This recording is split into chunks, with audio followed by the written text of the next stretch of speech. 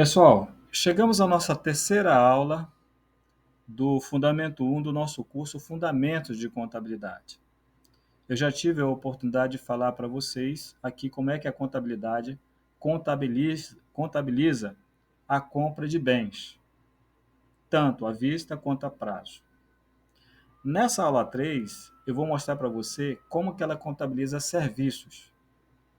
É porque no mundo dos negócios, uma empresa ou uma entidade governamental não adquire apenas bens, automóveis, computadores, mesas, cadeiras.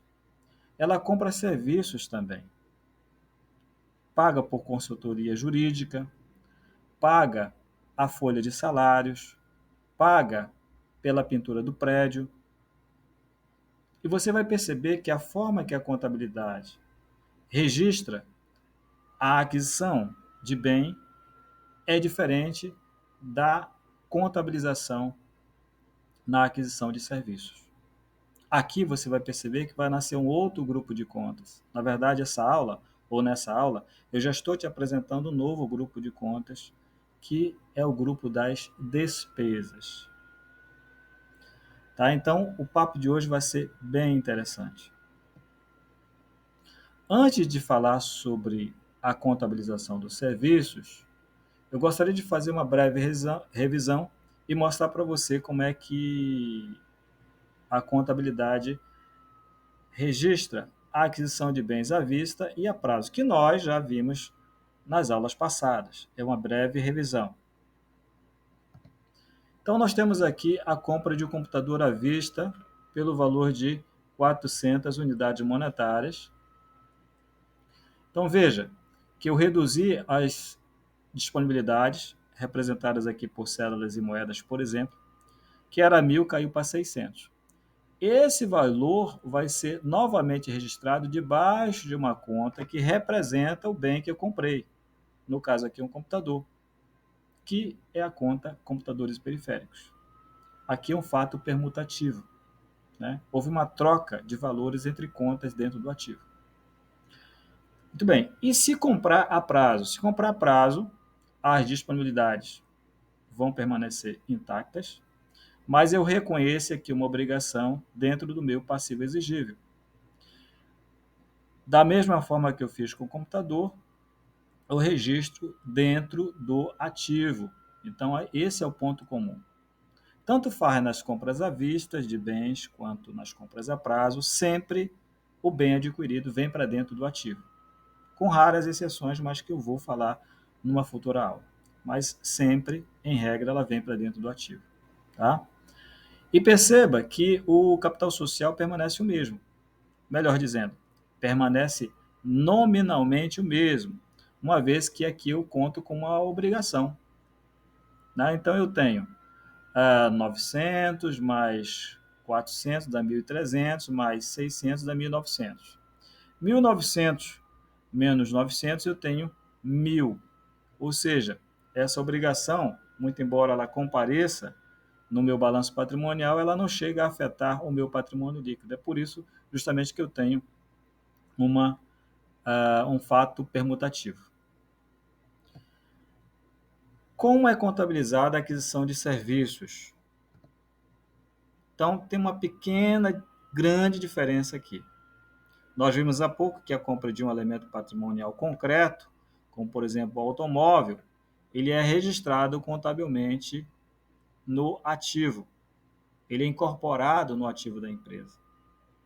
Já quando eu compro serviços, pessoal, que é um elemento abstrato, ele não vai ser incorporado no ativo.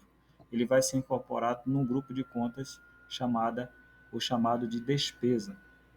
Sim, é aqui que nascem as despesas enquanto grupo de contas na contabilidade.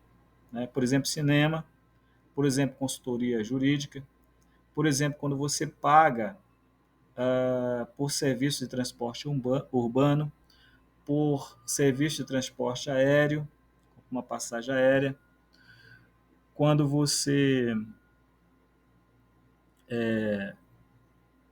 pinta a sua casa, qualquer tipo de serviço, e essa regra vale para atividade particular também. Então, qualquer compra de serviço, seja por uma empresa, seja por uma pessoa física, pela contabilidade, ele vai gerar uma despesa, tá? Então, funciona assim.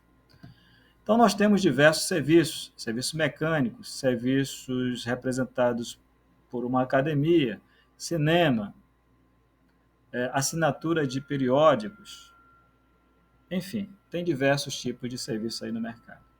E aqui eu vou mostrar para vocês qual o impacto do balanço patrimonial das aquisições de serviços à vista e a prazo. Como é que isso se apresenta no balanço patrimonial? Então, nós temos aqui, hipoteticamente, a compra de serviços mecânicos à vista pelo montante de 400 unidades monetárias. Eu disponho no meu caixa de 1.000 unidades monetárias, capital social aqui é representado por 1.000. Então, o meu balanço patrimonial está equilibrado. Quando eu faço a aquisição desses serviços mecânicos, veja que eu automaticamente reduzo as minhas disponibilidades. Eu tinha 1.000 e passo a dispor apenas de 600. O restante, 400, ele vai ser exportado, é esse o termo mesmo, tá? Ele vai ser exportado para fora dos limites do balanço patrimonial, representado aqui por essa linha azul aqui, ó, que eu estou circulando. Esse é o limite do meu balanço patrimonial. Veja então que esse valor vai ser exportado para um grupo chamado despesa, que fica fora dos limites do balanço patrimonial. Por isso eu tenho aqui um fato modificativo diminutivo, né? Ele vai aqui, a seta já está indicando, mas eu vou ressaltar aqui para você, vai ser registrado num grupo de conta despesa, numa conta específica, que vai tratar do registro da natureza do serviço adquirido. No caso aqui, serviços mecânicos. Tá? Pode ser serviço de água, de luz, de energia elétrica, enfim. Então, sempre que uma empresa adquirir serviço, pessoal, lembrem-se, tá? Uma conta do grupo de despesa vai ser debitada e uma conta do grupo de, no caso, serviço à vista, né? Das disponibilidades aqui representadas por caixa equivalente de caixa, vai ser o que acreditar. Então, nós temos um crédito e um débito. Então, perceba que esse valor aqui, que é registrado na conta de despesa, no grupo de despesa, ele vai ser se ampliando todas as vezes que eu for, então, adquirindo o serviço. Ele vai se acumulando dentro do grupo de despesa. Chega no final do ano, então ele vai apresentar um saldo devedor. Tá? Fique com essa informação. Como é que isso é ajustado aqui no patrimônio líquido? Eu tinha 1.000, ele vai continuar nominalmente com 1.000, entretanto vai aparecer uma conta aqui de prejuízo de 400. Então eu vou ter uma redução, uma conta redutora aqui na conta capital social, que vai trazer o saldo dela para 600, para fazer coincidir com o saldo do ativo. E aí eu permaneço com o meu balanço patrimonial equilibrado. Tá? Essa é a forma de contabilizar a aquisição de serviços à vista. Vamos ver agora como é que a contabilidade soluciona o problema das aquisições de serviços a prazo. Muito bem. Então, nós temos aqui a, a mesma configuração, só que eu vou comprar serviços a prazo. Serviços mecânicos novamente. Perceba que eu não vou ter mais a saída de recursos aqui do caixa equivalente de caixa, como eu poderia pensar, tá? Mas é como se eu tivesse exportado. E, ao mesmo tempo, é reconhecido aqui uma obrigação, um passivo exigível. Tá? Então, eu tenho essa configuração. Então, veja que a contrapartida é também dada no grupo de despesa, no caso de compras de serviços a prazo. Entretanto, o valor do crédito correspondente é dado não numa conta do ativo, mas numa conta do passivo exigível. Tá? Então, é isso que acontece. Consequentemente, esse valor que vai entrar aqui, ele vai gerar, na verdade, aqui uma compensação na nossa equação contábil. Tá? Nós temos aqui 1.000 nós temos aqui menos 400 de fornecedores, então eu tenho aqui 600, né, de patrimônio líquido. Essa compensação vai ser representada aqui pelo prejuízo. 1.000 menos 400, eu tenho então 600 de patrimônio líquido. Então aqui eu tenho fato modificativo diminutivo, né? Então eu faço equivaler o meu PL com a equação ativo menos passivo. É assim que eu soluciono o meu problema, tá?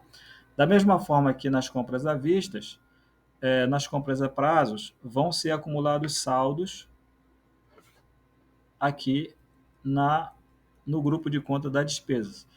No final do exercício, então, eu vou ter dois tipos de saldos no grupo de conta de despesas. O saldo proveniente da aquisição de serviços à vista e os saldos provenientes da aquisição da compra de serviços a prazo. Então, vou ter um total lá. Isso, para fins gerenciais, é excelente, porque a partir dessa configuração, eu vou saber quanto que eu comprei à vista de serviço, quanto que eu comprei a prazo de serviço. Tá bom? Então, é o que eu tinha na aula de hoje. Espero que você tenha gostado dessa aula. Vá agora e faça o exercício correspondente, então, para fixar esse conteúdo, tá bom? Te vejo na nossa próxima abordagem, que eu já vou entrar aqui no Fundamento 2 do nosso curso Fundamentos de Contabilidade. Grande abraço a todos.